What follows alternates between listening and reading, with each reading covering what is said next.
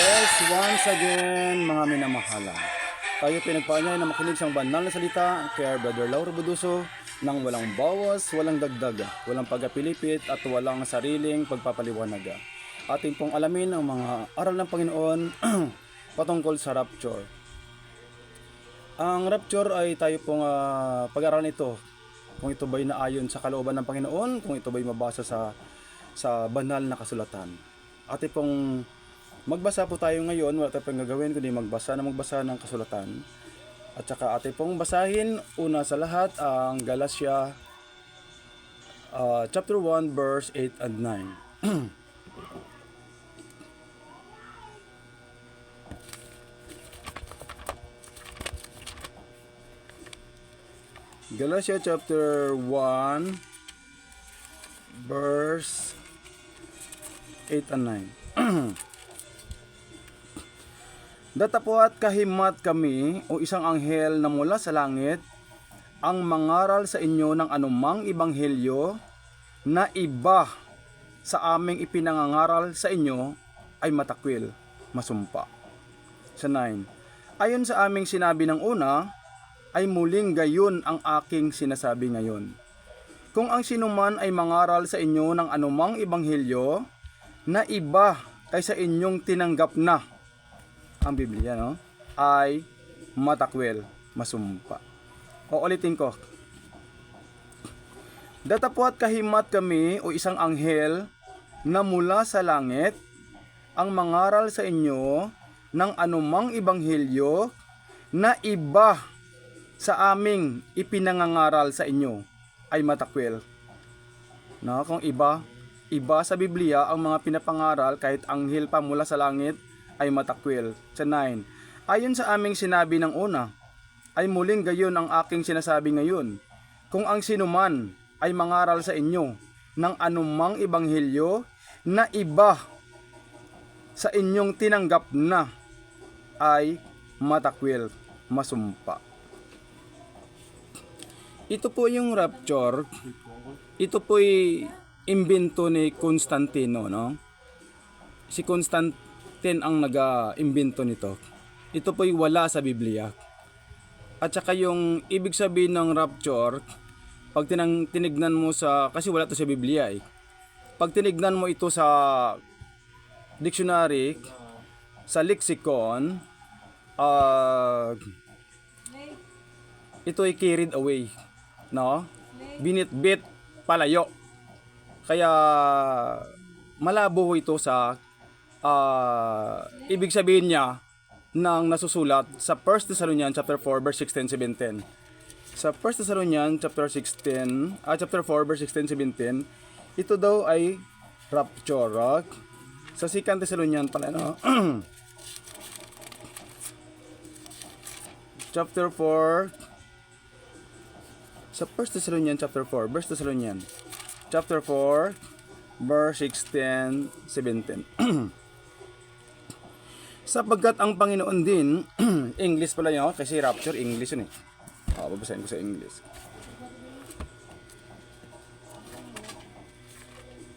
So, 1 Thessalonians chapter 4, verse 16-17.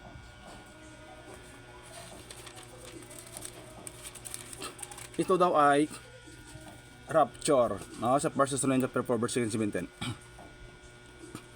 For the Lord himself shall descend from heaven with a shout, with the voice of the archangel, and with the trump of God, and the dead in Christ shall rise first.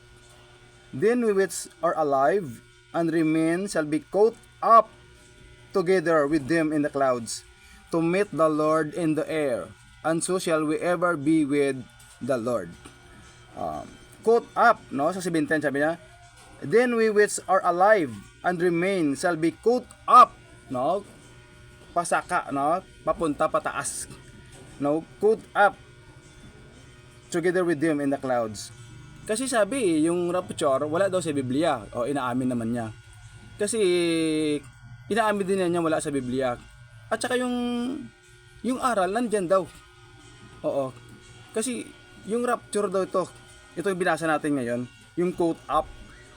Kasi pag tinignan mo to yung rapture, sa dictionary, ang ibig sabihin ng rapture, carried away.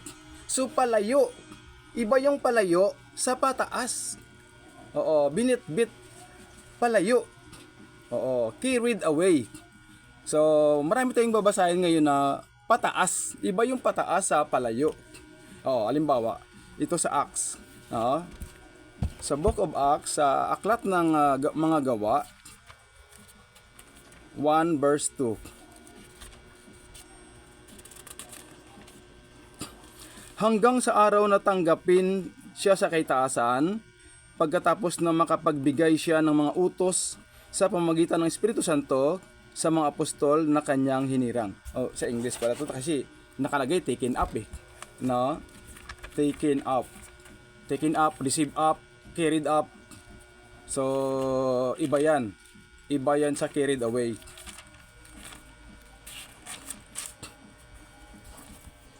Sa Books of Acts, chapter 1, verse 1 and 2 na lang, no? Ayan.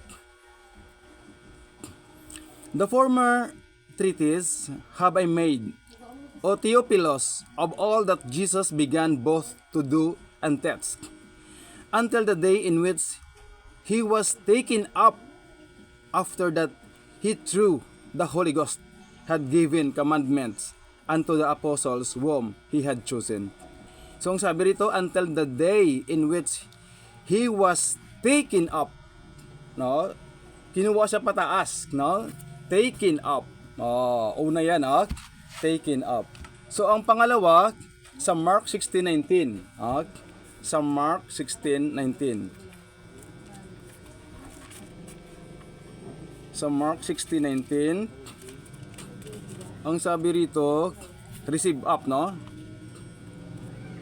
16:19. So then after the Lord had spoken unto them, he was received up. Oh, iba yung pataas. He was received up into heaven and sat on the right hand of God. Yo. Unang binasa natin, taken up, receive up sa Luke 24:15. Okay. Sa Luke 24:15. And it came to pass that while they communed together and reasoned, Jesus himself drew near and went with them. Sa Luke 24:15. Okay.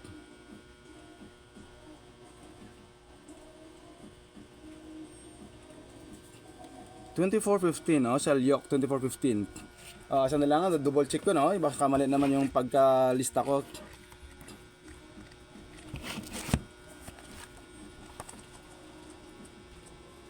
Kasi sabi daw yung 1 Thessalonians chapter 4, 16-17 yun daw ay rapture, no? Pero hindi mo naman mabasa yan sa Biblia.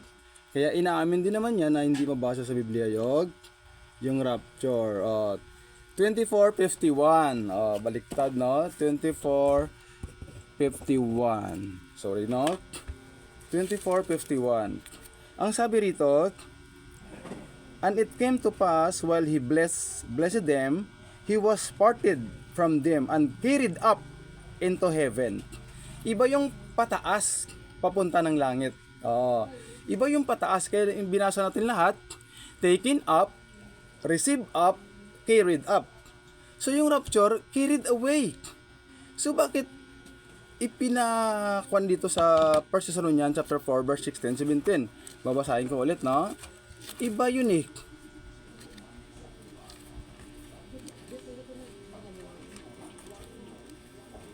Kasi pag binasa mo sa ang rapture, ang ibig sabihin niyan sa Cotton Dictionary, dahil please. Ang English. No? Pag binasa yan, iba yung kahulugan ng carried away sa carried up, no? Taken up, receive up, carried up, no? Caught up. Caught up ang nakalagay dito eh. No?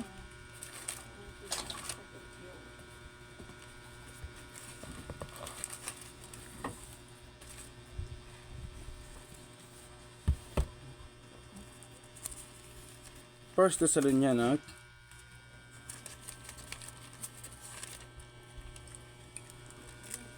chapter 4, verse 16, 17. Basahin ko ulit. For the Lord himself shall descend from heaven with a shout, with the voice of the archangel, and with the trump of God, and the dead in Christ shall rise first. Then we which are alive and remain shall be caught up,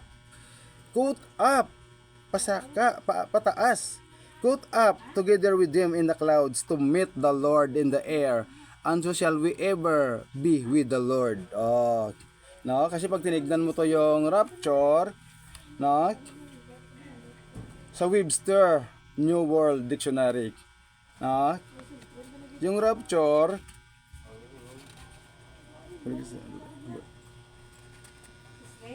rapture,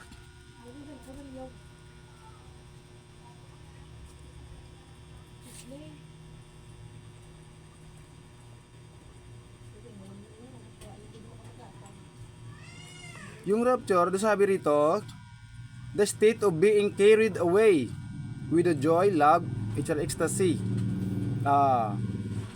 Carried away. So, iba ho yun, no? Ang sabi doon sa binasa natin kanina, sa Galatia chapter 1, verse 8 to 9, ay masumpa. Sabi dito sa English, Galatia,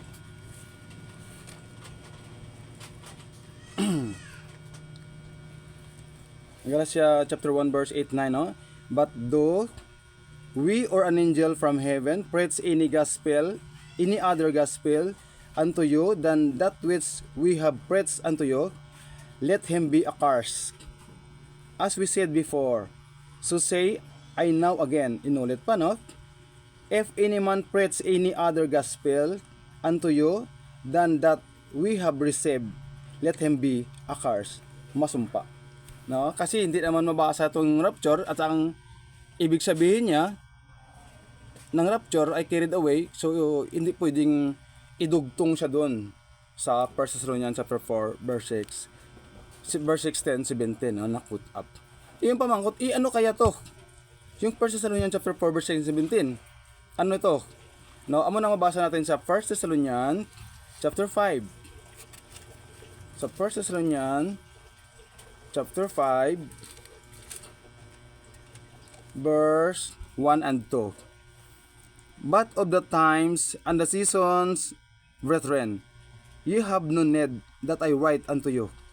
For yourselves know perfectly that the day of the Lord so cometh as a thief in the night. Ito po'y day of the Lord. Hindi to rapture, no? Day of the Lord. No? Ang sabi rito, for yourselves know perfectly that the day of the Lord so cometh as a thief in the night. Kaya yun, no? Day of the Lord, no? Yun ang sabi ng iba, rapture, no? Ito imbento ni Constantino, no? Kaya ito'y rapture, sabi daw, no? Pinipilit mo na rapture. Kaya sabi ng binasa natin, ikay masumpa, no? Dahil hindi tumabasa sa Biblia yung salitang rapture. At ang ibig pang sabihin, wala rin sa Biblia, no? Na carried away. So, babasahin natin sa Zephaniah. So, Zephaniah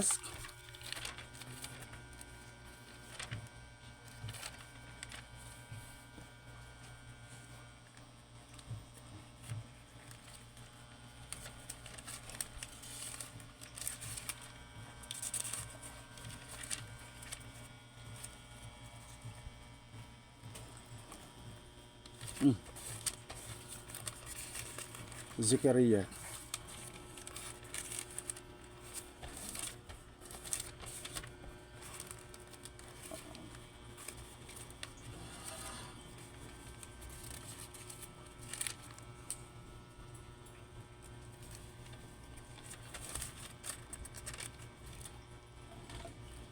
Ay, sumali, no? sorry. So, Zephaniah. Sobrang pagmamadali, no? Sandali lang, ha? Zephaniah, Zacharias, no?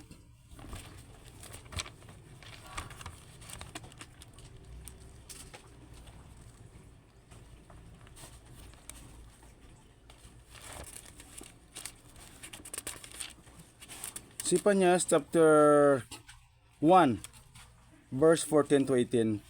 No? 14 to 18. Babasahin ka, no? Ang dakilang kaarawan ng Panginoon ay malapit na. Malapit na at nagmamadaling mainam. Sa makatuwid bagay ang tinig ng kaarawan ng Panginoon. Ang makapangyarihang tao ay sumisigaw roon ng kalagim-lagim. 15. Ang araw na yaon ay kaarawan ng kapuutan, kaarawan ng kabagabagan at kahapisan, kaarawan ng kawakasan at kasiraan, kaarawan ng kadiliman at kalumbayan, kaarawan ng alapaap at pagsalimuot ng kadiliman, kaarawan ng pakakak at ng hudyatan, laban sa mga bayang nakukutaan at laban sa mataas na kuta, at aking dadalhan ng kahapisan ang mga tao, na sila'y magsisilakad na parang mga bulag, sapagkat sila'y nangagkakasala laban sa Panginoon, at ang kanilang dugo ay mabububo na parang alabok, at ang kanilang katawan ay parang dumi. Kahit ang kanilang pilak o ang kanilang gintuman ay hindi makapagliligtas sa kanila, sa kaarawan ng kapuutan ng Panginoon, kundi ang buong lupain ay masusupok sa pamamagitan ng apoy ng kanyang paninubugho, sapagkat wawakasan niya, oo, isang kakilakilabot na wakas, nilang lahat na nagsisitahan sa lupain. Ito ang day of the Lord. No? Babasahin ko rin sa English. Zephaniah.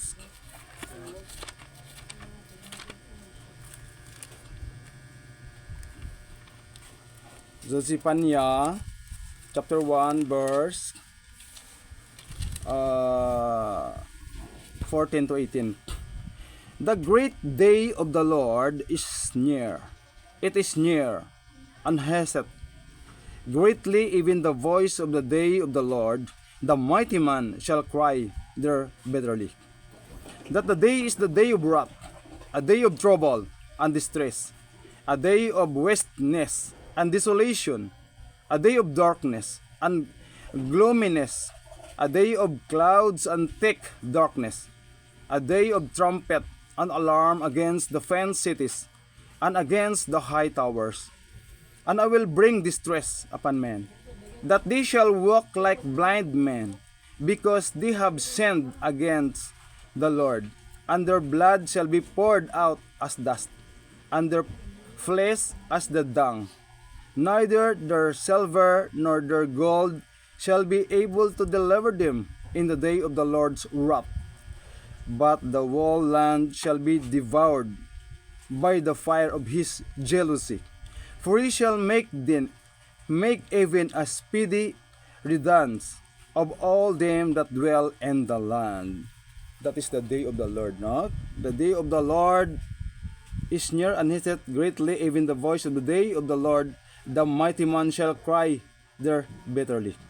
That the day is the day of wrath, the day of trouble and distress, a day of wasteness and desolation, a day of darkness and gloominess, a day of clouds and thick darkness, a day of trumpet and alarm against the fenced cities and against the high towers. And I will bring distress upon men, and they shall walk like blind men, because they have sinned against the Lord, and their blood shall be poured out as dust, and their flesh as the dung. Neither their silver nor their gold shall be able to deliver them in the day of the Lord's wrath. But the whole land shall be devoured by the fire of his jealousy, for he shall make even a speedy riddance of all them that dwell in the land. That is the day of the Lord. Sabi ng iba, rapture. Kung ipilit mo yung rapture na yan, na wala na mabasa sa Biblia, at ang ibig sabihin ng rapture, carried away, iba yun sa caught up. Iba yung, kasi sabi no, wala daw yung rapture. Yun, naamin niya rin na wala rapture sa Biblia. Pero yung ibig sabihin, nandun daw sa Biblia. Wala rin. No? That is the day of the Lord. Basahin ko sa Tagalog ulit. No? Ang dakilang kaarawan ng Panginoon ay malapit na, at nagmamadaling mainam. Sa makatuwid bagay ang tinig ng kaarawan ng Panginoon, ang makapangyarihang tao ay sumisigaw roon ng kalagim-lagim. Ang araw na yaon ay kaarawan ng kapuutan, kaarawan ng kabagabagan, kahapisan, kaarawan ng kawakasan at kasiraan, kaarawan ng kadiliman at kalumbayan, kaarawan ng mga alapaap at pagsalimuot ng kadiliman, kaarawan ng pakakak at ng hudyatan, laban sa mga bayang nakukutaan at laban sa mataas na kuta, at aking dadalhan ng kahapisan ang mga tao, na sila'y magsilakad na parang mga bulag, sapagkat sila'y nangagkasala laban sa Panginoon, at ang kanilang dugo ay mabububo na parang alabok, at ang kanilang katawan ay parang dumi. At ang kanilang pilak o ang kanilang gintuman ay hindi makapagliligtas sa kanila sa kaarawan ng kapuutan ng Panginoon, kundi ang buong lupain ay masusupok sa pamagitan ng apoy ng kanyang paninubugho, sapagkat wawakasan niya, oo, isang kakilakilabot na wakas nilang lahat na nagsistahan sa lupain. Yun ang the day of the Lord. Hindi yun rapture. Wala kang mabasa sa Biblia. Yun. Kaya, bakit ginawang rapture? Kasi, ito, sa 2 Peter, chapter 3, verse 16. Sa 2 Peter, chapter 3, verse 16, kasi may mga mahirap unawain eh. No? Sa 2 Peter 3:16. Ang sabi rito, gayon din naman sa lahat ng kanyang mga sulat, na dooy sinasalita ang mga bagay na ito, na dooy may ilang bagay na mahirap unawain, na isinisinsay ng mga di nakaalam, at ng mga walang tiyaga, na gaya rin naman ng kanilang ginagawa sa ibang mga kasulatan, sa ikapapahamak din nila. Mapahamak ka pag iniiba mo ang salita ng Panginoon. Kapahamak ka na ang makuha mo kasi mahirap unawain. No? Ang sabi rito, gayon din naman sa lahat ng kanyang mga sulat, na dooy sinasalita ang mga bagay na ito, na dooy may ilang bagay na mahirap unawain, na isinisinsay ng mga di nakakaalam. Isinisinsay, ibig sabihin, na pinapalitan, no, tinitwist ng mga di nakakaalam at ng mga walang tiyaga, no, na gaya naman ng ginagawa sa ibang mga kasulatan, sa ikapapahamak din nila. Mapapahamak ka pag pinalitan mo, no? Binasa natin rin kasi kanina doon sa Galatia chapter 1 verse 8 and 9, no? May mga bagay na mahirap unawain, na isinisinsay, no, itinitwist sa English. Babasahin ko sa English, ha. Sa 2 Peter sa 2 Peter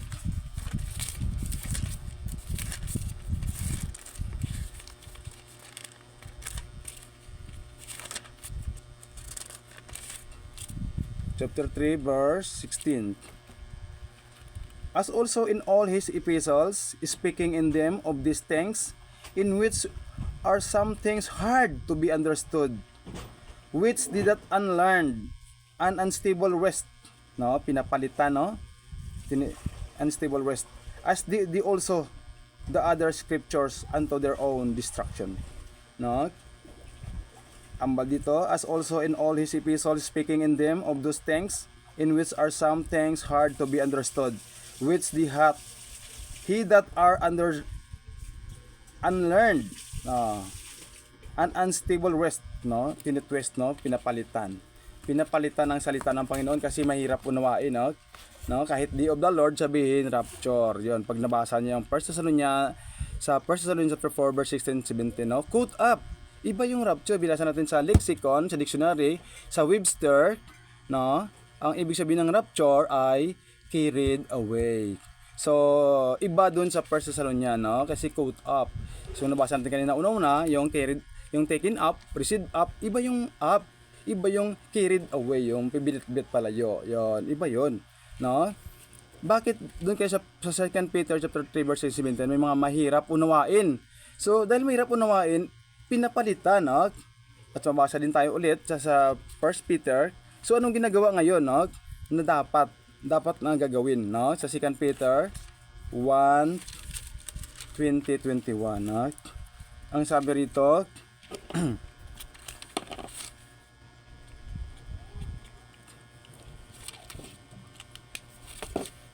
so 2 Peter chapter 1 verse 20-21, no? Na maalaman muna ito, no? Ito muna ang dapat maalaman, no? Ano to? na alinmang hula ng kasulatan ay hindi nagbuhat sa sariling pagpapaliwanag. Hindi ito nagbuhat sa sariling pagpapaliwanag, kaya hindi ito pwedeng gawan mo ng sarili mong paliwanag. Na? Sa 21, sapagat hindi sa kalooban ng tao dumating ang hula kailanman, kundi ang mga tao ay nagsalita buhat sa Diyos na nangaudyukan ng Espiritu Santo. So hindi ito nagbuhat sa sariling paliwanag, no? Sa English, basahin ko.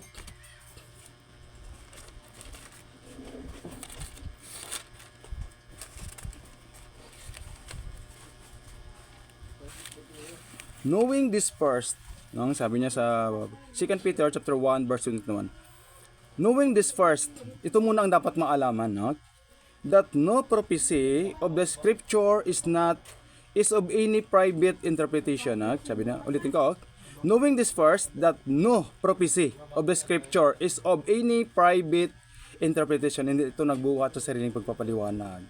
21, for the prophecy came not in the old time by the will of man, but holy men of God speak as they were moved by the Holy Ghost.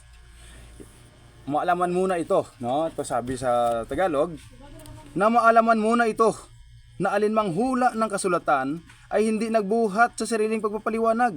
No? Kahit masabihin mo, mahirap unawain, no? Sa 2 Peter 3:16, no? Ang sabi dito, na maalaman muna ito, na alinmang hula ng kasulatan ay hindi nagbuhat sa sariling pagpapaliwanag. Kaya itong rapture, sariling paliwanag to eh. Kahit nang carried away, no? Hindi mo ito mabasa sa Biblia. Kaya sariling paliwanag yan, no? Kasi wala naman sa Biblia at ang ibig sabihin pa naman niya ay wala rin sa Biblia, no? Kaya sariling paliwanag yan, no? Kaya ang sabi rito, na maalaman muna ito, na alinmang hula ng kasulatan ay hindi nagbuhat sa sariling pagpapaliwanag, no? Hindi nagmula sa sariling pagpapaliwanag, sapagkat hindi sa kalooban ng tao dumating ang hula kailanman, kundi ang mga tao ay nagsalita buhat sa Diyos na nangaudyukan ng Espiritu Santo. Kaya hindi mo pwedeng ipilit yung rapture. Na ang 1 Thessalonians chapter 4 verse 17 na quote up, hindi mo pwedeng ipilit ang rapture na carried away. Kasi quote up yung nakalagay sa 1 Thessalonians chapter 4 verse 16, 17. Kaya nga, no, nasa 2 Peter 3:16 mahirap unawain na pinapalitan ng iba sa 2 Peter chapter 1 verse 21 na hindi ito nagbuhat sa sariling pagpapaliwanag. Kaya hindi mo pwedeng pangalandakan ang rapture na ito po yan ay mabasa sa Biblia, no? Kaya hindi po yon, wala po yon sa Biblia. At ang ibig niya pang sabihin, wala rin sa Biblia. Kaya bakit nangyari yan, no? Ito yung basahin natin, no? Isa na lang, no?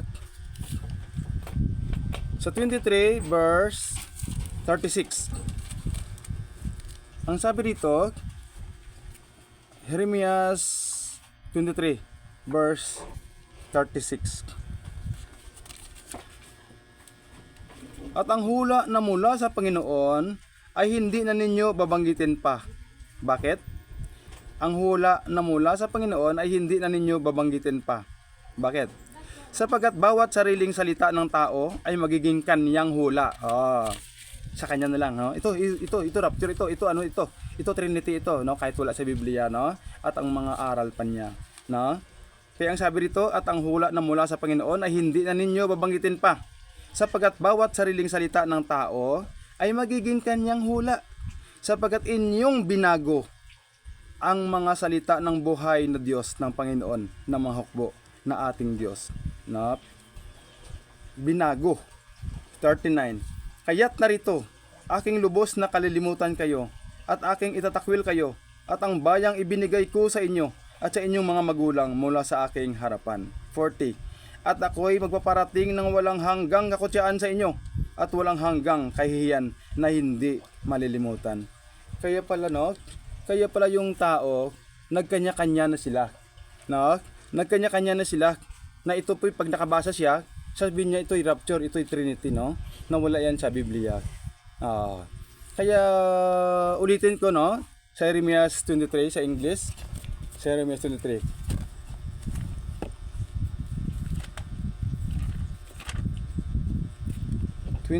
Sa 36.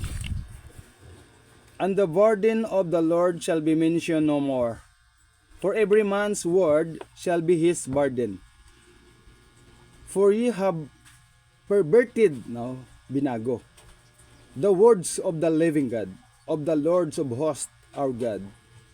39. Therefore, behold, I will utterly forget you, and I will forsake you, and the city that I gave you and your fathers, and cast you out of my presence.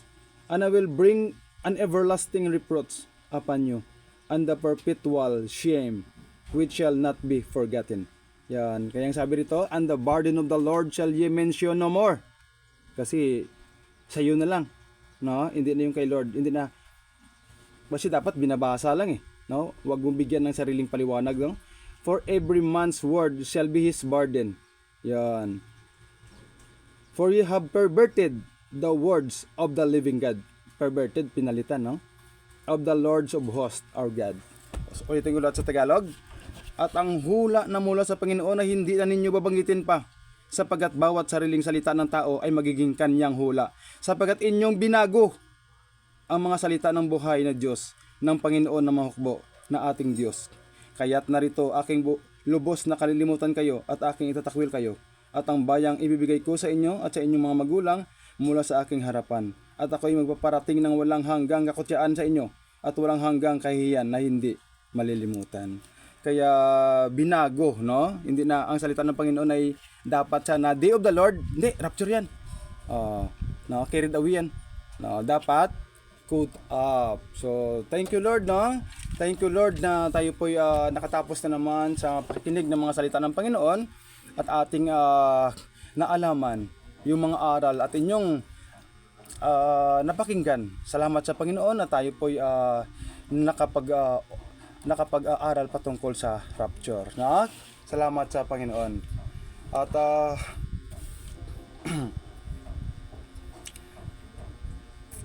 thank you Lord. No? Praise the Lord. Praise God.